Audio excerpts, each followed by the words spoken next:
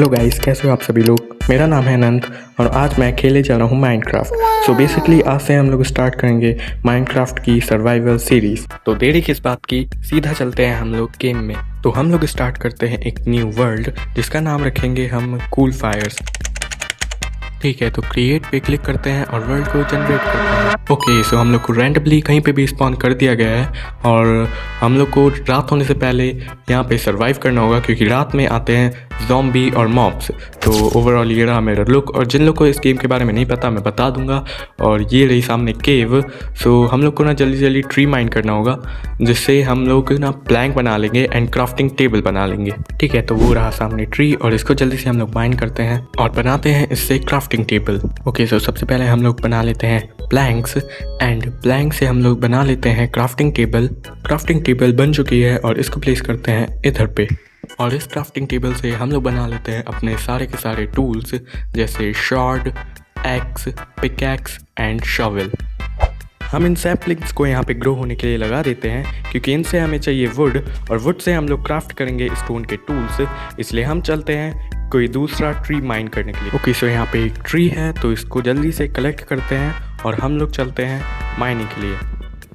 तो गाइस, मेरा गोल ये है कि आज एपिसोड 1 में ही मेरे को डायमंड्स माइन करने हैं क्योंकि हमारा स्पॉन ही केव के जस्ट बगल में हुआ है और ये केव बहुत ज़्यादा बड़ी है तो यहाँ पे डायमंड्स मिलने के चांसेस ज़्यादा हो सकते हैं। वैसे अभी मैं स्टोन माइन कर रहा हूँ क्योंकि मुझे बनाने हैं स्टोन के टूल्स। ओके, सो टूल्स हमारे रेडी हैं।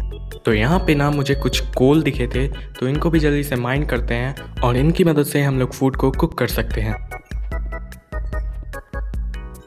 कोल हम लोग ने माइन कर लिया है और सामने मुझे ना कॉपर दिखा था तो हम लोग कॉपर को भी माइन कर लेते हैं और इससे हम लोग बनाएंगे आर्मर्स जिससे हम लोग ज़ॉम्बी से प्रोटेक्ट रह सकते हैं क्योंकि अभी रात हो गई है और रात में ही सबसे ज़्यादा ज़ॉम्बीज स्पॉन होते हैं। Oh no, shit shit shit. तो गाइस, रात हो चुकी है और बहुत सारे ना मॉब स्पॉन हो रहे हैं तो मैं एक काम करता हूँ, यहाँ पे ना 3 ब्लॉक डिग करता हूँ और यहाँ पे रहता हूँ और दिन होने का इंतज़ार करता हूँ। ओके, सो सुबह हो चुकी है और हम लोग ना यहाँ से ऊपर चलते हैं। तो गाइस, मैं ऊपर आया ही था और मेरे को ये वहाँ से मिल गए तो फिर मैं आया केव में और केव में मेरे को मिल गया आयरन।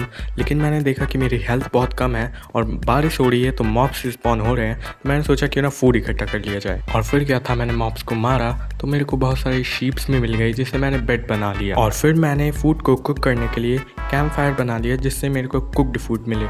और फिर मैंने कैंप फायर को प्लेस करके उसमें फूड को कुक होने के लिए रख दिया। बाकी रात हो गई थी तो मैं वहीं पे बेड लगा के सो गया और सुबह भी हो चुकी थी लेकिन जो बारिश थी वो बंद होने का नाम नहीं ले रही थी। लेकिन जो कुकड फूड था उसे मैंने कलेक्ट किया और जो फूड बचा हुआ था उसे मैंने कुक होने के लिए रख दिया। और उसके बाद मैं गया केव में स्टोन को कलेक्ट करने के लिए क्योंकि मुझे बनाना था फर्नेस। और फर्नेस को क्राफ्ट करने के बाद मैंने उसमें कॉपर को स्मेल्ट करने के लिए रख दिया क्योंकि मुझे बनाने थे कॉपर के आर्मर्स। बाकी रात हो चुकी है तो हम लोग सो जाते हैं। ओके, सो दिन हो चुका है और कॉपर भी है तो स्मेल्ट हो चुका है तो उसके हम लोग आर्मर बना लेते हैं। ओके, सो हमारे कॉपर्स के जो आर्मर हैं वो तैयार हैं और मैंने ना साथ में सील्ड भी तैयार कर लिए हैं और बाकी जो बचा हुआ फूड है उसको भी कुक कर लेते हैं और सीधा चलते हैं हम लोग केव के अंदर माइनिंग के लिए। तो फाइनली अब हम तैयार हैं केव के अंदर जाने के लिए और डायमंड को माइन करने के लिए। तो केव में एंटर करते ही यहाँ पे डार्कनेस के कारण बहुत ज़्यादा अंधेरा था इसलिए मैंने आते हुए टॉर्चेस भी क्राफ्ट कर ली हैं और डार्कनेस होने के कारण यहाँ पे बहुत ज़्यादा मॉब्स भी स्पॉन हो रहे हैं। इतनी ज़्यादा डार्कनेस होने के बाद यहाँ पे कुछ भी दिखाई नहीं दे रहा था तो मैंने यहाँ पे टॉर्च प्लेस कर दी। बाकी इन स्केलेटन्स को तो कोई काम नहीं है, सिर्फ अंधेरे में ही चमकते हैं ये, तो मैंने इनका 2 तलवार में ही खेल ख़त्म कर दिया। बाकी इतना डार्कनेस होने के कारण मुझे कुछ दिखाई नहीं दे रहा था और ना ही कुछ मिला था अभी तक तो मैं थोड़ा आगे गया और मेरे को आयरन मिल गया तो मैं इन्हें कलेक्ट करके थोड़ा आगे गया और आगे मुझे और आयरन मिला तो मैंने उसे टॉर्च प्लेस करके उसे कलेक्ट किया। और इतना ज़्यादा अंधेरा होने के कारण मैंने और टॉर्चेस प्लेस की लेकिन अचानक से क्रीपर आ गए और एक नहीं वो भी 2-2। Oh no, creeper shit shit shit shit. और फिर क्या था, मैंने क्रीपर को इग्नोर किया और मुझे और आयरन मिल गए तो मैंने उन्हें भी माइन किया और निकल गया आगे। बट आगे केव ख़त्म थी तो मैंने डिसाइड किया कि मैं खुद ही माइन करके आगे जाऊंगा। तो गाइस मैं माइन करते करते इतना ज़्यादा डीप आ गया था कि मुझे ना डीप स्लिट स्टोन मिल गए थे। तो इससे मुझे इतना समझ में आ गया था कि मुझे अब डायमंड मिल सकते हैं। तो गाइस मैं माइन करते करते वाई लेवल 56 में आ गया था। और रुको मैं आपको दिखाता हूँ, ये देखो मैं कितना ज़्यादा डीप आ चुका हूँ। तो गाइस इतनी मेहनत करने के बाद फाइनली मुझे डायमंड्स मिल चुके थे। तो मैंने उन्हें माइन करने से पहले आसपास के ब्लॉक्स को माइन किया, क्योंकि मैं देखना चाहता था टोटल कितने डायमंड्स मिले हैं मुझे। तो टोटल मुझे यहाँ से 3 डायमंड्स मिले थे। और इसके बाद मैं थोड़ा और आगे गया और माइनिंग के लिए, क्योंकि मुझे और डायमंड्स चाहिए थे। और फिर क्या था, मुझे फिर से और डायमंड्स मिल गए। और फिर से मैंने डायमंड को माइन करने से पहले आसपास के ब्लॉक्स को माइन किया, क्योंकि मैं देखना चाहता था यहाँ से मेरे को कितने डायमंड्स मिले हैं। और माइनिंग करते हुए मैंने अपना चेहरा भी देख लिया, इतनी मेहनत के बाद जो डायमंड मिला था। और मुझे यहाँ से 4 डायमंड्स और मिल गए और मेरी इन्वेंट्री में टोटल 7 डायमंड्स हो गए थे। और इसके बाद मैंने थोड़ी और माइनिंग की और आगे चल के मुझे रेड स्टोन और थोड़े बहुत गोल्ड भी मिल गए थे। तो मैंने उन्हें भी माइन किया और निकल गया और डायमंड की तलाश में।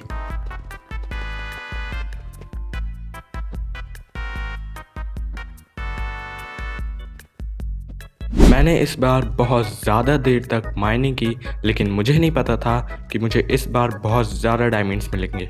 और इन्हें माइन करने के बाद मुझे पता चला कि मुझे टोटल 15 डायमंड्स मिल चुके थे। तो मैंने इन्हें भी माइन करके जल्दी से कलेक्ट कर लिया। और माइनिंग पे जाने से पहले मैंने यहाँ पे थोड़ा डांस भी कर लिया। और उसके बाद मेरे को लास्टली थोड़े से और डायमंड्स मिल गए और मैंने उन्हें भी माइन करके सीधा निकल गया वापस अपने घर की ओर। और इतने डायमंड्स माइन करने के बाद मुझे लगा इतने डायमंड्स इनफ होंगे, तो मैं उसी रास्ते को फॉलो करते हुए वापस घर की ओर निकल लिया।